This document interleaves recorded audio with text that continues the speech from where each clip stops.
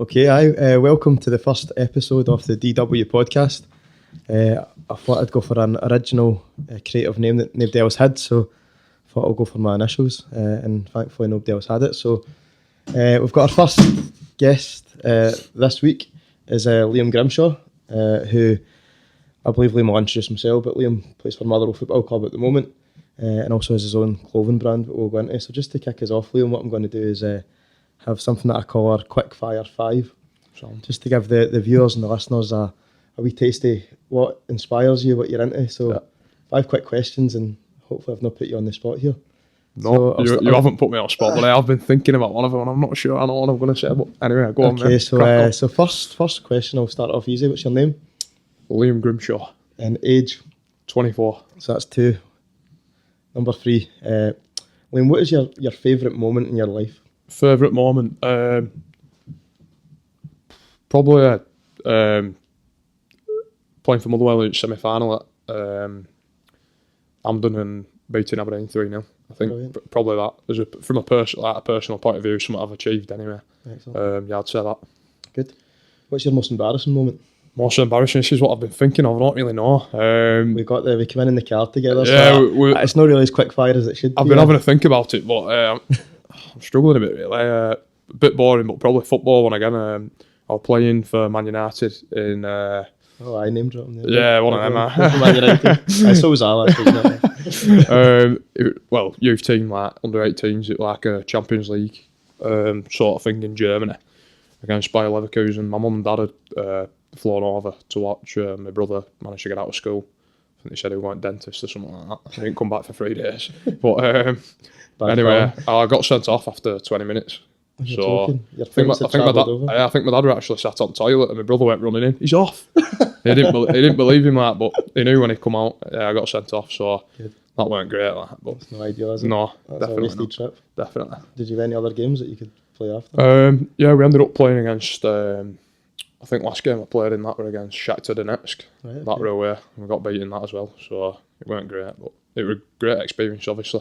Good. Because we travelled with first team.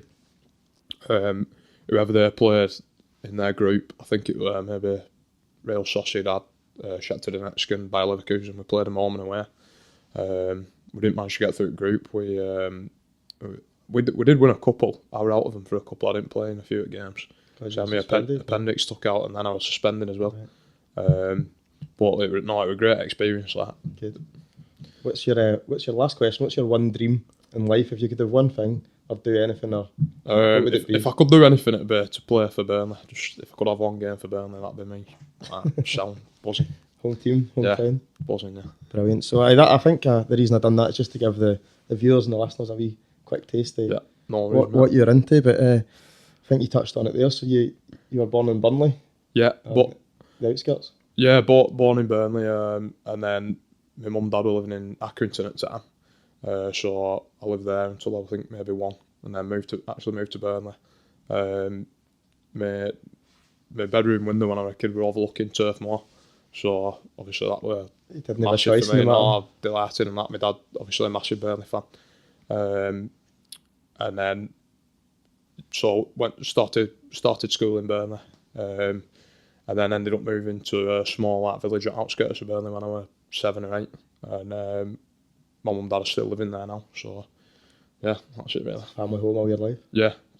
You've got one wee brother as well? Yeah, I've got a brother as well, so he's grown up obviously in Burnley and surrounding areas. What was it like growing up in Burnley? Because I suppose it's quite similar to the west of Scotland. It's quite a post-industrial area. Yeah, that's it. Really similar, East Lancashire. Pretty similar really to a town like Motherwell up here. A lot of industry and stuff in the past, but over the last maybe 20, 30 years, been a decline in that, and quite a bit of poverty and stuff. But a great place to grow up. Everyone, all people, sound us out like proper, down to earth folk into the the sport, music, clothing, all that. And yeah, great place to grow up. It's it gets a lot of bad press, but I love it, and I think a lot of people who live there, they love it as well. I imagine you keep in touch with the people that you were growing up with. Yeah, that's it. I had quite a few lads up watching our last game at weekend. there were 10 of them come up with my brother and that to watch games, so that were good to, you know, see them all. I've not seen them for a few years. Just mainly lads who used to go on footy with it all. But yeah, they're all great lads, and I think they had a good time. So I'm Scottish. Yeah. Good. What was it like growing up in Burnley then? Because obviously you broke through and you became a football player, but there's loads of different sports down that way. They're quite into cricket as well, aren't they? Yeah, that's it. Yeah, you know, I'm big into my sport, probably mainly through my dad. Into cricket, football, golf, whatever really, whatever sport he can play. What you We best play it, yeah. I'd like to think football seems I'm a professional at. I was alright at cricket and golf, not bad. Like if I'd have carried on playing them, I'd probably have been half decent at both of them.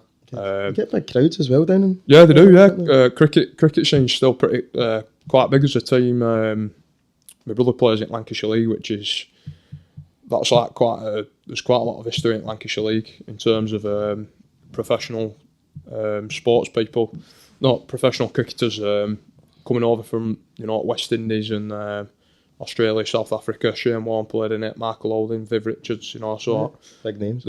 Really big cricketing names, and just playing in small towns like not dissimilar to Motherwell. So yeah, it's like it is quite big. Crowds are nowhere near as big as you know when. Totally. Back in the 60s, 70s. In fact, my granddad used to pro as well. He was a professional for a team, yeah. So, and my brother's playing now and doing pretty well. So, yeah. I think you cricket up here. I don't know if you'll know him, but I think Andy Gorham that used to play in goals for Rangers. I have heard it name, yeah. Played in goals for Rangers. I think he started at Hibs, then he came to Motherwell, and then, believe it or not, he went to Man United at the end of his career. Right. But he played for Scotland in goals, but I'm sure that he played for England at cricket as well. Yeah, I can imagine that, because I think there's a few instances of that. Ian Botham, like really famous English cricketer, I think he played for Scunthorpe. Did he? It'd never happen now, because obviously I think there's too much money involved. Like if you were playing football, it went to you wouldn't want to go and play cricket, and if you get a top foot with ball, whatever, Brady foot, that could be you out for football season. But totally. I think back then you don't really do much at cricket, but you stand about most of the time. Yeah, you stood about. Yeah, it's like for a lot of people, especially up here who sport too, like they think it's really boring. But I think it's bonkers, man. That's what I mean. People are into it. That's what I mean. Yeah. So, but like obviously, sorry if that's no. I'm not bothered with that. But growing up, you know, playing it and watching it, like I suppose it's just whatever you grow up on, innit? If you know, like that's why I'm into it, because I've been brought up on it. Totally. So when did it get to the point where you thought, I'm actually quite good at football here, I could maybe do something? I've probably been playing football really from my dad used to take me in the park and that since I could walk really, you know, like just kicking a ball and that. So I just started training locally, a team in Burnley and Barrowford Celtic they call. Barrowford what? Barrowford Celtic. That's half my viewers gone already. Yeah, that's true. They don't play in green and white. They played in orange actually. Not Celtic team in orange. I wouldn't go down well up here. I don't think. No, you're not wrong. But yeah, so you know, I just started training, playing with them in another team called Uncourt, which is just the outskirts of Burnley and Accrington. Played for a couple of them teams, and then got a trial with Man United and ended up signing for him. I think I was 7 or 8 year old. It's quite young, isn't it? Yeah, it's really young, mate. Yeah. But you know, luckily, thanks to my mum and dad, like they'd be working all day and then they'd be taking me over there 4 or 5 times a week. How far was that for you to travel? Well, it's not. Yeah, it's Carrington. Yeah, it's not probably not that far if there were no traffic on roads. Sure. You might get there in like 35, 40 minutes. That's but not bad, there were never no traffic on roads. Believe me, like rush hour traffic going into Manchester, coming out of Manchester. So it was ridiculous. But like I said, thanks to my mum and dad, they you know they took me every night. I barely missed the training session, and you know that look down to them really that I've had opportunities I've had. So what was it like when you were going to school at 6 and 7, telling the boys and the girls that in class you played with Man United? Yeah, like just I don't know really. I didn't really like brag about it about just enjoy playing it in school with lads. weren't really bothered about like just enjoy playing footy where if I was playing at school or. Did they allow you to play with the school team? Yeah, at primary school they did. Secondary school I still played quite a bit, but maybe not as much as because obviously once you get a bit older and stuff, they don't want you getting injured playing on some pitches where you're having to flick a ball up because it's that wet. You know what I mean? Totally. So yeah, but I did still play at school. Good. I mean, I think just for the time that I've known you, been up here at Motherwell, the kind of thing that appeals to me slightly about yourself is you don't fit the mould of a stereotypical football player. I know that might be super generalising football players as a whole, but I think you get this impression with a lot of young football players, especially now, coming through, that they do get quite arrogant and they do brag and they almost feel as if they've made it before they picked a ball. I think that really a lot of that comes from people who are running these like academies and that they give them so much, or you're this and that, and maybe the parents sometimes I'm lucky my mum and dad are fairly like grounded people and that they won't let me be like that. I won't be like that anyway, but I think a lot say at like a club like Man United, you've got everything really. You've got you're getting free boots. Right. What age do you start getting them at? Probably like when you're like under 12, under 11, so you're getting free boots. That's mad, isn't it? Like best of everything equipment, Nike, whatever Adidas, Clobber and that for training. Facilities, ridiculous, pitches are great, like swimming pool, gyms, everything. So I think like for some people, must be hard not to let it go to your head. Yeah, that's it. Like maybe that's why. But then obviously on the other side of it, when you do leave a club like that and then you go on to play maybe at a lower standard, you can get a bit of a reality check as well, I suppose. So you were there for when you were 7 until you were...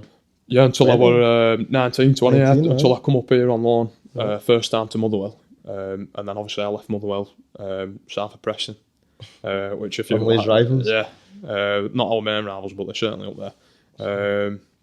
So yeah, up until I was there up until like 19, 20. Was there any boys coming through that you thought, God, they're special?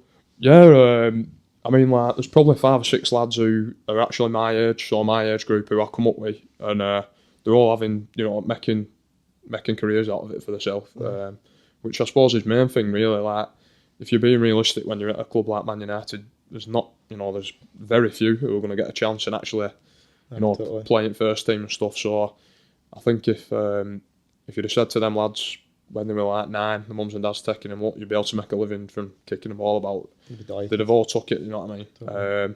But yeah, played with like Paul Pogba and people like that. They're obviously older than me, but that was one good thing at Man U. They like to mix it up, so they'd have lads who were 18 training with lads who were 13 or 14. Right. So you'd all get to know each other. So I suppose now, like if you look at first team, you've got Lingard playing with these young lads who are coming through, McTominay, Rashford. He's already played with them. Like once they get to the first team, they know each other. Like they're probably mates and that. So like they've got like that understanding and like they've already had that. They've come up together through Man U and like they've got that strong sense of they like United people really. What was Pogba like? Cause he was unbelievable. Is he alright as a person? Yeah, he was great lad. Like I know he gets quite bad press. He gets a lot of stick in that, especially when I think when Mourinho over there and that he's messing about with his hairstyle, stuff like that. But he was a really good lad. He was sound. Any dance moves? I won't be doing that. But no, he was a great lad. Like I say, obviously he's a great player. But yeah, he's done great. Did it get to a point at Man United where you thought, I'm not going to get into the first team here, where should I be looking? Or? Yeah, I suppose when I got to like 18, 19, like I didn't want to be sat about playing in reserves, forever because that's... But you were the captain, eh? Yeah, I captain reserve team and under 18s, which is obviously quite a big thing. But because I would almost think if I'm the captain, God, I'm the closest here to have put the responsibility in me. That maybe it was just more a case of that, or more my personality really, or I don't know. But yeah, I obviously had done all right for him to think I was like captain material and stuff like that. But yeah, once I got to that age, I think really I was wanting to go out and sample first team football and coming up here with that perfect start for me really. Totally. Did you find it hard when you were coming up not to go out with your mates back home and starting to that 17, 18 stage where they're all getting starting to drink? Yeah, a little bit like obviously I used to go to football with my mates and stuff like that, but I've never drunk, so like I was never really that bothered about it. Like totally. If I had been, then I can imagine it were a challenge. Yeah, it would be, and that's maybe why quite a few lads who've got a lot of talent and stuff end up falling off a bit really, Oh, you see it up here all the time. That's it, yeah. You see these boys, they've got the world at their feet and then they can't help getting it with their pals. No, that's it, exactly, yeah. So it's not easy. There's a lot of sacrifices, but it's best job in the world. But there is sacrifices that people don't, that people don't see as well. Totally. So Motherwell. What were you thinking when you heard the word Motherwell? What did you? Well, like. No, I was at Manchester United. Yeah, and this is a Motherwell, weren't you? But right, okay, beat it. Yeah. I just fancied like I was saying before, I just fancied getting out there really, and trying to learn and improve game, because until you start playing proper football, men's football, you're never gonna learn. So, coming up to Scotland, I've been up a few times with mum, dad on holiday, stuff like that. So I fancied it, and it's people are similar up here to what they like and all. So I think in that respect, it helped me settle in really into. Did you Google the place in advance and see the sites? No, I didn't Google it. No, my dad's like pretty knowledgeable about his football, and like he's been up here plenty of times, so he knew, he obviously knew where it were and stuff like that, and knew quite a bit about it. But no, I just drove up with my agent at the time. I just drove up during the day and looked round and said, yeah, I'll sign on loan. So I heard a story that when you came up, they took you to the local chip shop. Yeah, that's true. Yeah, to sign your contract. Yeah, well, funnily enough, Man United, I think they were having some sort of problem with De Gea. He was meant to be going to Real Madrid. Right. And not the Motherwell, no. No, definitely not to Motherwell. No. So as you can imagine, that them sorting me out took a backward seat, because they wanted to get that sorted. Totally. So we were just waiting on some like papers being released from Man U to say I could sign, but it got to like 8 o'clock at night. I've been here since 10 in the morning, and still nothing had come through. So I was pretty hungry really, and our Flo said, are you hungry? I said, yeah, have you got a chippy? So we ended up going to chippy and athlete. Yeah, that's it. Yeah, think De Gea was going to a chippy on Madrid. Probably not. No, I'm probably having a bit of paella or something like that. But anyway, so yeah, I went there, and I remember a fan coming in actually. He got off a scooter. Yeah, he got off a scooter outside. He had all like skinhead gear on and that, and he coming in and he said, "Yeah, we signing anyone?" And all like, "Yeah, we might have one more signing." And I eating my chippy there. That guy earlier. Yeah. Salt and vinegar. So yeah, it is true that. Yeah. Good. So what was your first game? Do you remember it? I think I come off bench my first game against. I think it might have been Ross County. I think possibly. But I come off bench and we actually scored in the last minute. We drew 1 apiece, I think, and then my second game I think it might have been Hamilton away or Morton in Cup, which were an eventful one. Was that the game that Barraclough was the manager at the time? Yeah, because Ian Barraclough signed me. When I first come up, sure. But he ended up getting sacked after a couple of games, after I'd been up here, so that weren't ideal really from my point of view. That's the boy that's brought me in. But I didn't really think of it like that, to be fair. I just thought, just crack on and just enjoy myself while I'm here and that. And then obviously Mark McGee come in, and he luckily, he took a liking to me, and I stayed in team. I don't think I missed the game really. Stayed in team and up until I left in that January. I suppose what was noticeable for the Motherwell fan myself, what was noticeable is you integrated in the community really well. It's almost like you felt as if you were part of it. It's not like you one of these football players that come up and your mind's elsewhere. It was almost like you were meeting people in Motherwell and making friends. Yeah. Well, I think like we were saying before, Burnley and Motherwell, pretty similar places. And I think one thing that stood out for me, like following Burnley and following teams like Motherwell, you're not in it for success, because like you don't get it. We never win out, but like it's just about being proud of where you're from really, and just following your team with your mates, being proud of where you're from. And then like I think that's why when you do win something, or like last year we got to them cups, I think that's why it feels better, because if you had success all the time, it just means, it means everything, so I think that's probably why I identified with Motherwell as well, because just like a small local club. But like the main part of the community, like if you type in Burnley into Google, the first thing that will come up is football. Like Burnley's football in Burnley is like the main part of the community, and I think probably the same with Motherwell as well. It's really almost when you have these times of hardship and it's post-industrial times. The football team's on the shining light. It's the thing that gives people hope and keeps them taking over. That's it. Well, I think like if you look at Burnley at the minute, like they're doing great, obviously in Premier League and stuff, and I think the town in itself, they sort of bounce off each other. That's it. Like they probably, when Burnley are doing well, Town's doing well, and probably similar with Motherwell. Like totally. Or everyone at Town, it just gives everyone a lift. Like as daft as it seems. You almost talk about that in '91 when Motherwell won the cup and, Yeah. and the Ravenscraig was shutting down the steelworks. Yeah. And it was almost like there was thousands of people losing their jobs, but because Motherwell were doing so well, you know, the place there was a real positive vibe about the place. And Yeah, I think that's it, definitely. I think it's that sort of correlation between football club and town, people in town who are, you know, like, you work hard all week, you know, might not be getting a lot of money or whatever, and then, you know, it's just like a sort of a release at weekend where you go and watch your team, whether they're home or away, and like, a lot of people's, like, it sounds daft, but a lot of people's weekends, like, it's either made or not, off, Yep. you know, like, and it can get them through next week. It's just a good place to go, you know, a good place to go, meet your mates and like, you know, have a good laugh and that. And I do agree with you. I feel that certainly in Scotland, the football teams, it gives people a sense of belonging and yeah, a part of being something. Do you know what I mean? yeah. I think that's it, like a sense of belonging and stuff. You know, people might not have that sense of belonging in anything else in their life, but with a football team they do, and I think that's like It really can be the heart of the community. that's it. It's like the heart of the community really, and Burnley's definitely like that. It's massive really. What was your first impressions of the town then when you were walking around? Were you thinking? It's really similar to Burnley, to be fair, in towns like that. Did you go into Glasgow much? Yeah, do come into Glasgow. Yeah, I like Glasgow. It's really good city. Like one of my favourite cities in Britain, to be fair. Is it? Aye? Yeah, I really like it. Edinburgh's good as well, but you know, it's obviously totally different place. But I think that's what's good about you know, this area of Scotland, because you've got Edinburgh there, which is a bit more touristy and stuff, and then Glasgow, which is a bit more, I suppose, like gritty and stuff, and like you know, down to earth and stuff. You're quite into your music, eh?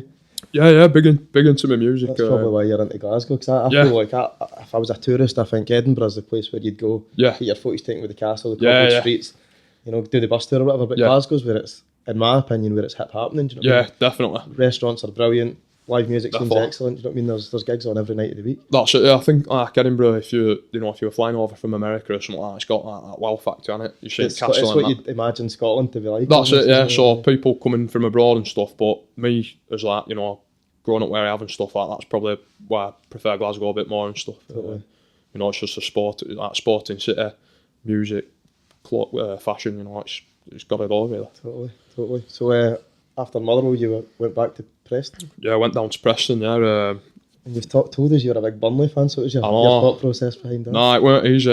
It weren't easy signing for Preston. I'm not going to lie, but you know, it was a good opportunity for my career. Like I thought, you know, if I get playing at Championship and you know, obviously move back home as well, because Preston's half an hour from Burnley. Perfect. So was that a 2.5 year deal? Yeah, right? 2.5 years I signed for him. Yeah, and I were actually injured when I went down there from Motherwell. I had swelling in my knee and stuff, so I didn't play for the first 6 months, and that may be quite hard. Yeah, pretty hard, but you know, all lads there were great and stuff. I got playing started season after. Right. We didn't have great results, and that ended up dropping out of the team, and then just found it hard to get back in. Was there any Scottish boys down there around it? Would know? I'm trying to think. Chris Humphrey, ex-Motherwell player, he was there. Yeah. He's fast, eh? Yeah, he was quick, rapid.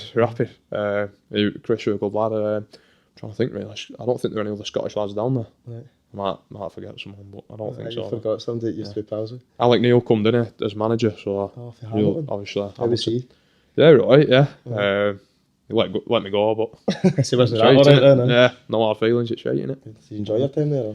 Or? Yeah, I enjoyed it, but frustrating that as a footballer, just any sportsman, you want to be playing competitive, you know, matches and stuff. Totally. I never really had a chance to do that. What was that Championship? League One? Yeah, we're in Championship, yeah. So obviously a good standard in that. And I feel as though I could have definitely played in it. Maybe a bit of experience, you know, because I'd only had 16 games up here. Totally. And then going into the Championship, it's quick and stuff like that.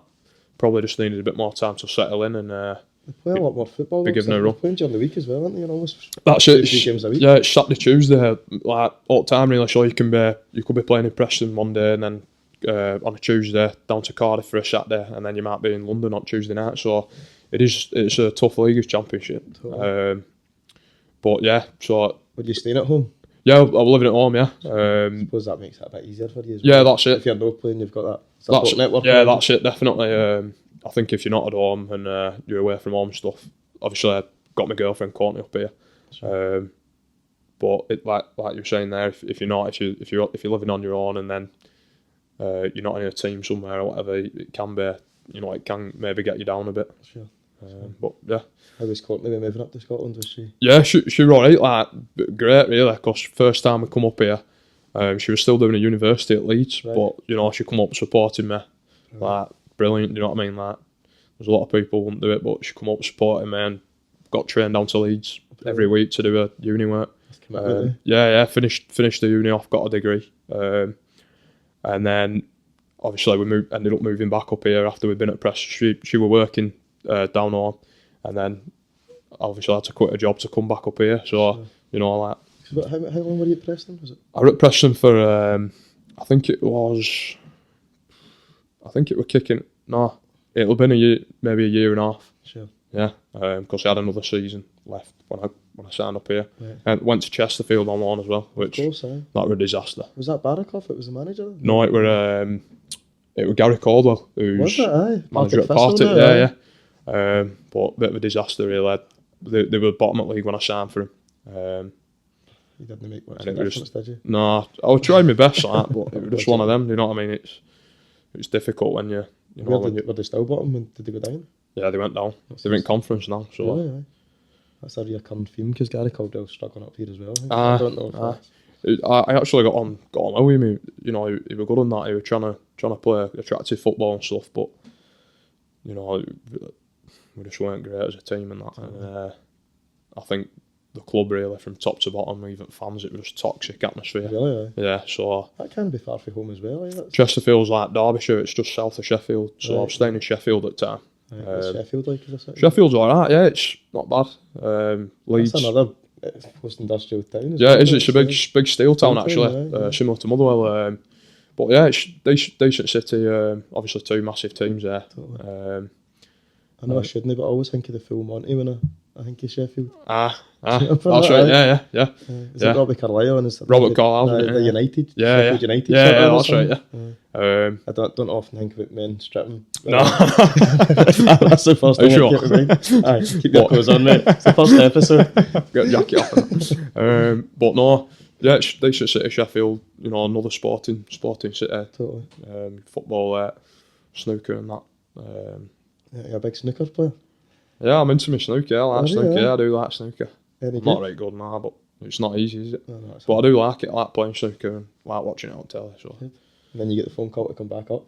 Yeah, and then I got phone call to come back up here and jumped at chance really, because obviously I'd enjoyed myself first time I was here, settled in well, and just felt as though I needed to get back playing and obviously I come in somewhere where I already knew. It just helps you settle in a bit quicker anyway and stuff. So faces around about that's it, familiar faces and stuff like that. So yeah, I jumped at chance to come back up here and yeah.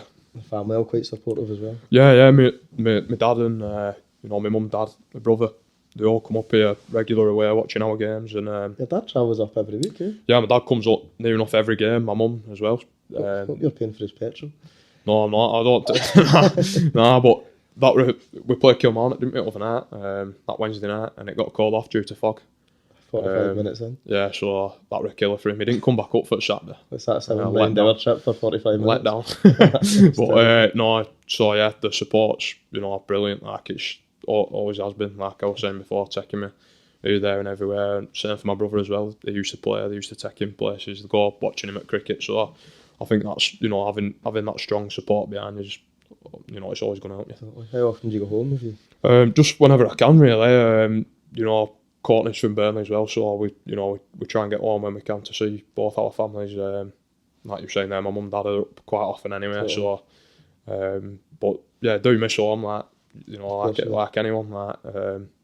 So yeah, when we do get a chance, we still want to play in England, would you? Yeah, like. Don't really. It's not really a thing. It's not really a big thing for me. I think, I desperately want to play in England. I'd play anywhere really. I'm just looking to try and get as many experiences out of football as I can. I think next, I'm 24 now, maybe 10 years.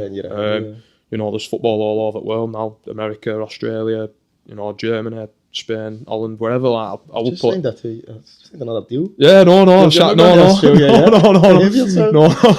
But like, I play anywhere really. I just, I think it's important. It's a good opportunity to travel as well. Of course it is. Yeah, massive. It's a massive opportunity to see different places and sample different cultures, I suppose. But no, I'm definitely happy at the minute where I am. You played in both the cup finals last year as well. Eh? Yeah, that were crazy. Mad. Coming into the first cup final, I'd hardly played, and then I played week before at Aberdeen, had a good game, and ended up playing. Come off after 50 minutes. I think we gave them a good game that game. And obviously, what were you thinking of when you when did you find out you were playing? Probably during that week, really. I just didn't build up to it. Doing different stuff, tactics and all that. You sort of get shapes, you do get an idea really whether you're going to be playing. Come off. I think I come off after about 50 minutes. Right. Bit disappointed really when I come off. Just we were getting beaten. Was it 1-0? I think it was 1-0. Yeah. I just felt as though maybe that was my chance gone really. Playing in a game like that for Motherwell. Sure. But then obviously we got to Celtic again in the Celtic again at next one. Yeah. Did you believe that you could win? Yeah, definitely. We definitely believed it. Me and Tatey were running around hotel at Turnberry, slide tackling cushions and that. I think that's probably why we didn't have any energy left that time. We got to the game, but no, definitely believe we could win. Celtic are obviously a great team, so you're going to need luck. You're probably going to need them to have an off day. Totally. And every one of us. After the first game, then what was the? Just disappointment, really. Mm-hmm. Any final, no matter who you're playing, if you get beat, you're going to be gutted, aren't you? Totally. I think second final, even more so. I believe we could definitely do it. There was a big build-up around the time. Yeah, that's it. It was great. Seeing all shop windows done up with all Motherwell stuff, and that feeling that week were class. It was brilliant. Just wish we could have won it, but. And you were in a top 10 single. Yeah, top 10 single. Banter Thieves is obviously re-recording. That was a wee plug for my band there. So, definitely. I know Liam quite well because we recorded Up the Well, which was an old Motherwell song that we done again for the cup final v Celtic. And I think Liam's vocals made it a viral success. Yeah, we got it on iTunes Alternative. We got number one in the number one, didn't it? So no, that were great. Like I say, all that sort of stuff build up and send off we had before we went to hotel. Crazy, never forget it. You know what I mean? Brilliant. Crazy. And then the game itself was a bit of a disappointment. Yeah, that's it. They scored twice pretty early on, didn't they? Mm-hmm. Sort of killed game. Obviously, chasing game against them. It's hard to get you're always going to be struggling. I think second half we played pretty well. We did have a couple of chances. If one of them went in, it might be a different story, but probably just too good for us at the end, really. It weren't for a lack of trying or whatever, you know what I mean? Everyone give their all. One of the better teams that you've played against then? Yeah, definitely. Celtic last year were really good side. I'd say they're probably a bit better last year than they are this year. They're still walking it now, but I'd say that team last year were really good side. Yeah. Totally. You touched earlier on in the earlier point that your highlight was your career probably was the Aberdeen semi-final. Oh, definitely, yeah. In terms of that football and stuff, yeah. Obviously, if we'd have won it final, then that would have been. But just that were great there because we beat Rangers, didn't we, in other semi-final. Totally. Weren't expected to win that, and then Aberdeen, big club, massive club, aren't they up here? Massive team, Aberdeen. Good players in that, and weren't expected to win that, and we won 3-0. So it was just emphatic, really, how we won it, and totally. Celebrations at the celebrations were class. Yeah, we all fans and that were brilliant. Good.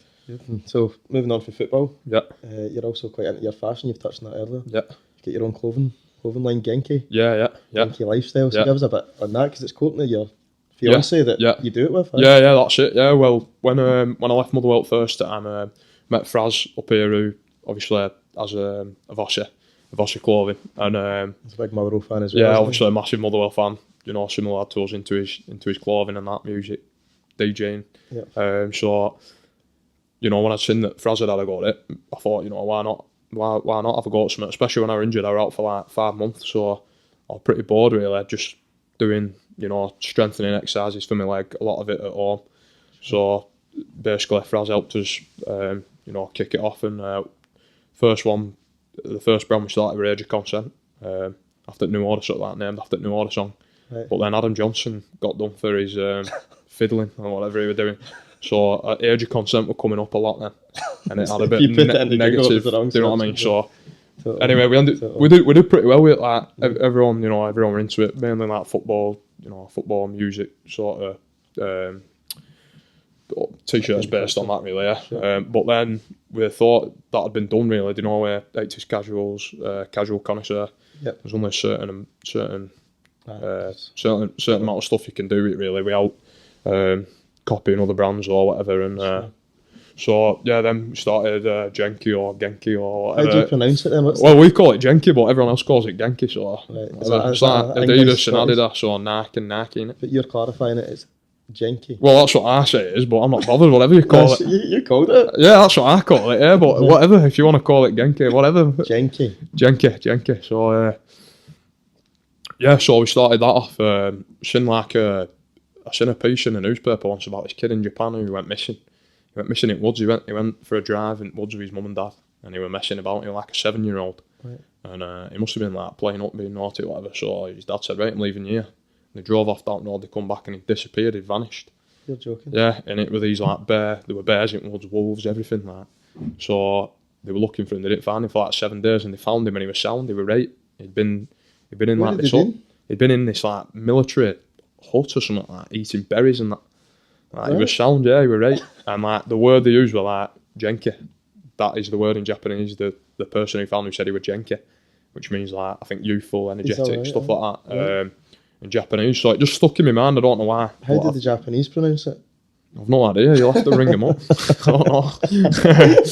No idea. So, but yeah.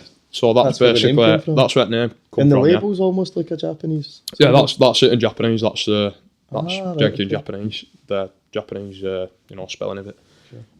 Sure. So just trying to offer that affordable clothing, really. A few different designs that people like to wear. I think streetwear's really blown up recently, hasn't it? Like, totally. It's gone massive. There's independent brands popping up. That's it. Everyone's having a go at it, so it's not easy. But like, what I would say is everyone, to everyone in Motherwell, Burnley who's bought it, elsewhere, Motherwell and Burnley are our best two areas. Probably Motherwell more than Burnley. Really? Yeah. Do you find it's a lot of football fans that buy it? Yeah, footy fans. People who are into the music, stuff like that. So yeah, just thanks to whoever's bought it and that. We'll just try and keep bringing a few bits out every now and then, and hopefully, people like it, and it's somewhat affordable. When did you get into your clothing? What made you? I've been into my clothing for ages, really. Growing up watching footy, I think it goes hand in hand with football. That sort of subculture. Growing up in Burnley. What were you wearing? What was when I was I'd say I got into my clothing properly. Not properly, but I first started taking interest when I was still at primary school. So I was 9 or 10. Right. Going to the footy, seeing what these lads were wearing. They were in whatever Stone Island CP, Adidas trainers, Armani, all brands you'd expect, really. You couldn't afford that when you're 9. But obviously I weren't wearing that, so asking your mum and dad. That's it. So me and my brother would just be wearing Parker jackets and caps, you know what I mean? Totally, try to fit in. Sort of trying to going for that style, do you know what I mean, at school and that. But then obviously as you get older, start earning a bit of money for yourself or whatever. Group of lads who went to school, we were all into our clothing. I think Fila, Tashini, all that sort of stuff went through a bit of a revival when we were at school. Totally. So we were into that for a bit, but then I suppose that grew out again. Paul and Shark, CP Company, Stone Island, all that sort of stuff. Got really big into that. I've been into that ever since I was probably, like I said, 12, 13. Did you ever think I'm going to bash at this myself, or was it? No, I always would have liked to. To be fair, if I was doing it properly, I'd like to, do it like Stone Island, do real research into design and stuff. I think that Stone Island for me is like, the ultimate. Yeah, ultimate brand, the technology and research they put into it. I still think the street said really, CP Company as well. But more so Stone Island. So what's the process when you're picking or thinking of your designs? I've done quite a few designs. My mate from home, Joe, he's done a few designs for us. So basically it's just stuff we come up with, and then it's just a case of getting them either embroidered or printed onto the garment. But like I was saying there, if I would like to do it proper, have a proper go at doing jackets, but money you'd need, to do something like that. It'd be, that's a project in itself. Yeah, that's it. It'd have to be a full-time thing for you. But yeah, like I was saying there, always been into my club and that. There's a lad actually from grew up in Burnley. I think he was born in Buenos Aires, but he designed CP Company anniversary. The jacket. Mila Miglia jacket. Right. My mate got older one recently actually, and ended up letting it go in. But he was from Burnley, and he grew up, you know, in a similar sort of thing, Right, going to Burnley games, watching games, seeing what these lads are wearing and that. How did he get into the designing? I'm not sure, to be honest. I think just I think he was into his drawing and stuff like that. Went to maybe like, I don't know if he did like art school and all that. Sure. But you know, he's a big thing now. He's designed England football kits and stuff. That's amazing. There's a thing on YouTube actually. It's worth watching. What's his name? I think it's called Ater Throop. Ater Fruit. Yeah. But it's worth watching. And like, I suppose it's you won't expect, you know, Stone Island CP company these expensive jackets and that. In such like a working class place where there's not a lot of money. Yeah. You know, lads take pride in their appearance, you know, like they want to look good. Totally. And like usually on a Saturday when they go into the footy, that's when they're they're getting all the best garms on and that. Yeah. Good. What process does Courtney have then? How do you work it? Because you do it together, right? Yeah, we do it together. Yeah, Courtney really runs it basically. Do you you do girls stuff as well? Yeah, we do a bit of girl stuff. Yeah, you know, like I think that is one thing. Like it's harder for girls. Well, no, sorry, it's easier for girls because they can go to like wherever, Primark, Topshop, whatever, and they can still look good. Yeah. But I suppose for lads, like, you know, if you are into your clothing, you're gonna have to spend money really to be, you know, looking good. So there's not much variety, I suppose. no, that's it. So yeah, Courtney basically runs it. She does, you know, just day to day stuff really, everything, ordering stuff, posting stuff out, all that sort of stuff. I just, you know, chip in and help her when I can. Where's the furthest you've posted? I think we sent one to Hamilton. No, we sent a few. We have sent a few to Hamilton. No, we sent one to Monaco actually once. Did you? Huh? Yeah, one at Age of Consent tops we did. It were new. I think it were new order lyrics on front. Right. And we sent one there. I don't know how we come across it, but That's brilliant. like, because we were gobsmacked when we sent it. We were like, how's he come Quite a across buzz it? when you see God. Yeah, it's great. Like when you see people wearing it and that, like, it's crazy, really. But yeah, that's probably the furthest we've sent it. Where can folk check you out? Online, it's jenkylifestyle.com. Instagram, Jenky Lifestyle. Facebook, all usual places. But yeah, we're trying to get other brands as well on board now. So I've seen that you've got a skateboarding brand, is it? yeah, we've got Australian brand. My brother met these lads. I think he ended up having a drink with a few lads over in Australia, right. and basically they've got a brand, Menace Company.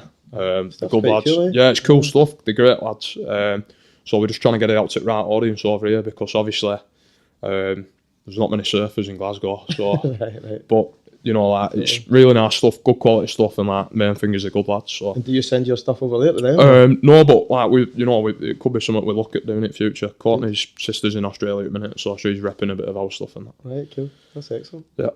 Future plans then? Future plans for brand. For brand and for you?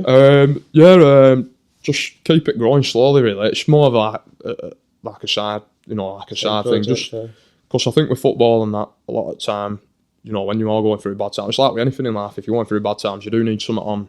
Keep you busy. Yeah, to keep you busy and like, and I'll be whether it's playing golf or whatever, like having a clothing brand. Like, I think it is important you have other stuff what you can. Have you ever had them to say to you and your managers like, stop doing that, focus on football? No, not really. No, like, I keep it pretty low key. Really, having said that, I'm main model on page. So if you did So you're a football player and a model. Yeah, I'm a big model. Like, so if anyone's listening, or Marnie, whoever, I'm here. Hit 'em up. No. Hit 'em up. But no, yeah. So I think it's important really that you have, you do have something outside that you can sort of take your mind off things, whatever it is. Like everyone's into different stuff, aren't they? Totally. I know a guy that when we were younger, I used to play a lot of music with him, and he was a football player, and he plays in Scotland at the moment, but he played in a band as well, and he was a singer, and the manager at the time says to him, make your decision here, do you want to be a football player or do you want to be in a band? Yeah, I didn't want him doing it. Yeah. Aye, but I suppose that's different because you're out on a Friday, Saturday night playing in pubs. Yeah, I suppose that's it. Yeah, I suppose like it's one of them, innit? If that's why I don't really go shouting about it. It's just something I do. It's not, it don't take much time out my day or out like that. It's not affecting me football in any way. So it's something you enjoy. That's it. Just something I enjoy, and like I've got a passion, for clothing and that. Yeah, just see where it goes. Really, like I was saying before, I'd like to, take it up another level in terms of design and stuff like that. But that's another thing, like time and money and stuff. So totally. So when you retire, you're going to be a model. Possibly, yeah. I might have lost all my hair then. Oh God, You know, don't all talk this, about that. Don't talk about that. I know all about it. That's another thing with these football players, by the way. They're all getting hair transplants. Oh no, I'd never do that. No No? chance. No How? way. No way. Gracefully go bald. Yeah, of course. I don't know. My dad's bald. He looks alright. He Looks does. like Bruce Willis. So it's right. So. No, I don't know. I'd maybe struggle, man. I'm getting a bit paranoid about Get it now. cut off. Get it off. Get it off. Oh God, I wouldn't look as good as your dad. I'll tell you that. So Liam, thanks very much for coming on. This has been the first DW podcast. You can check us out on Twitter at the DW Podcast 1. You can get me on Instagram at Derek Watson89, and we're also on Facebook at the DW Podcast. So Liam, again, Nice one, pal. Cheers. Thanks very much for coming on. We've got loads more guests lined up. Really excited about it. I don't know if they'll be as good as you, but certainly Probably will be, mate. So yep, I'll give you a shout when the next one's up, and thanks very much for tuning in.